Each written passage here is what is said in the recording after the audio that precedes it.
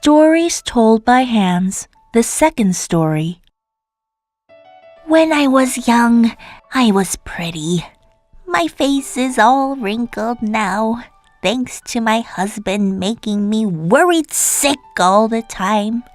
He would get drunk and lie down on any which way he wanted to, in the middle of rice paddies or dry fields. My children and I would carry him home and put him to bed. But then he would leap to his feet, walk over to the end of the wooden floor, and flop down there.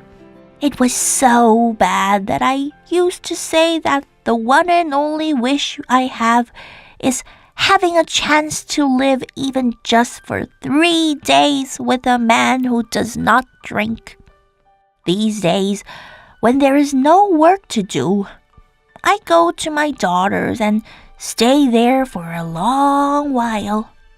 I feel comfortable there, cooking, eating, and talking to my daughter, doing absolutely nothing else. Today, after threshing red beans, I found some fallen ears.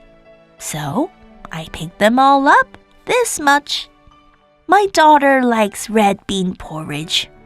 I will make red bean porridge using these and some more I already have at home. I am going to eat it with my daughter, telling her all about how much trouble my husband has given me. I was a difficult child.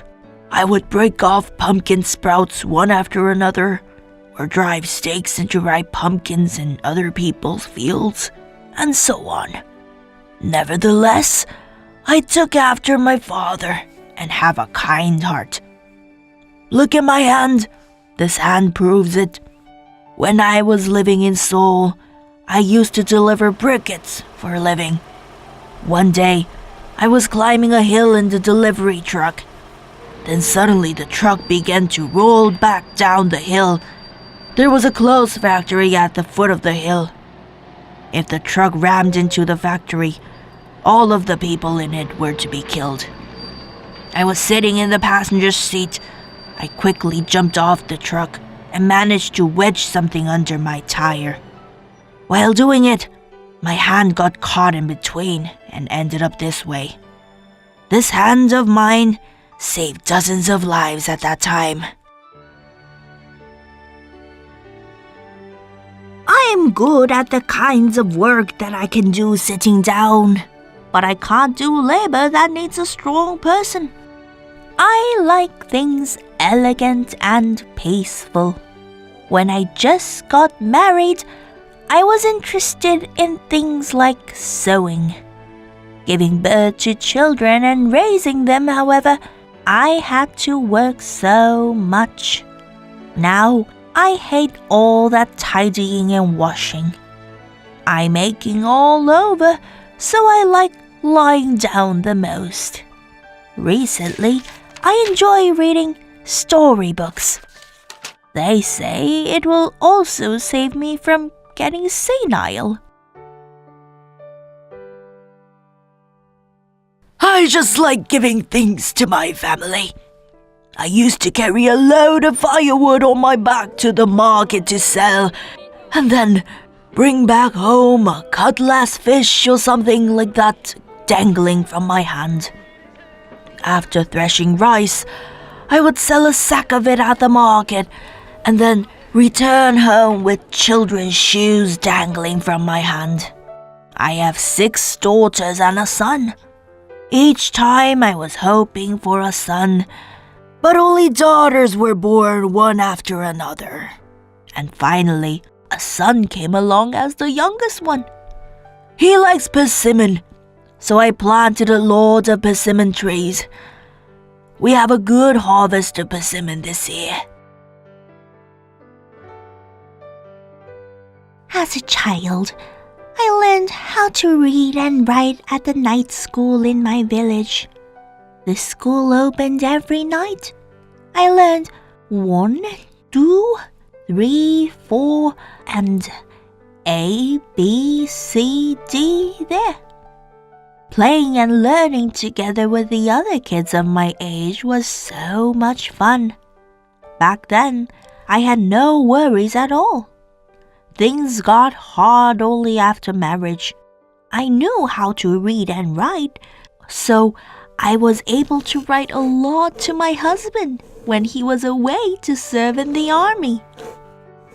As my children grew old enough, I began to write to them as well. Right now, I am writing to my youngest daughter. She gave birth to a baby over a month ago. Poor thing, how hard and painful it must have been. That tree over there in front of the gate, that's a cherry tree. I planted it so that my children can pick and eat the cherries whenever they come home. They lived away from home to go to school there. Since I didn't have any land of my own, I had to work a lot as a day laborer in other people's paddies and fields. But it made me so happy to watch my children doing well at school. I am not so good with words, so I hardly talk to my children even when they come home.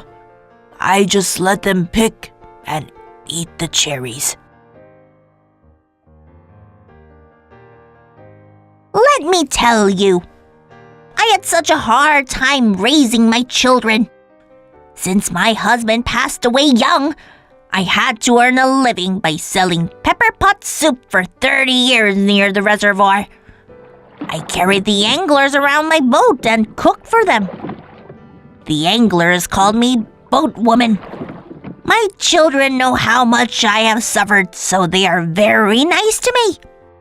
My granddaughter, that is my daughter's kid, often calls me and says, "Grandma, I wish you a long life. I love you." Oh, my dearest, I love you too, my baby. I love you. I live a humble life like this in this old house that is beyond repair. But I feel blessed, at least in my late years. My granddaughter is coming today. These flowers are for her. My son, that is, this kid's father, almost died when he was 3 or 4. Even the hospital said there was no hope for him to recover and asked us to take him back home. So I held him in my arms and said my last prayer. I never expected him to survive, but then I saw his fingers wriggling. Well, he grew up, got married, and now he has children of his own and lives a happy life. When my grandson was born, I was on top of the world. My grandson is so handsome, the spitting image of his father. I'm thankful to my children. Even now, since it's cold outside, the phone keeps ringing.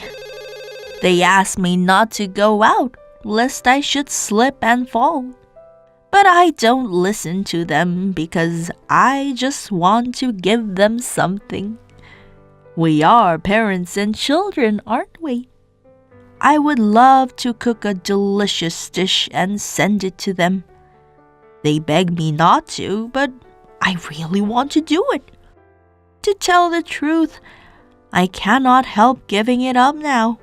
Ever since I fell and broke my wrist, I haven't been able to use that hand.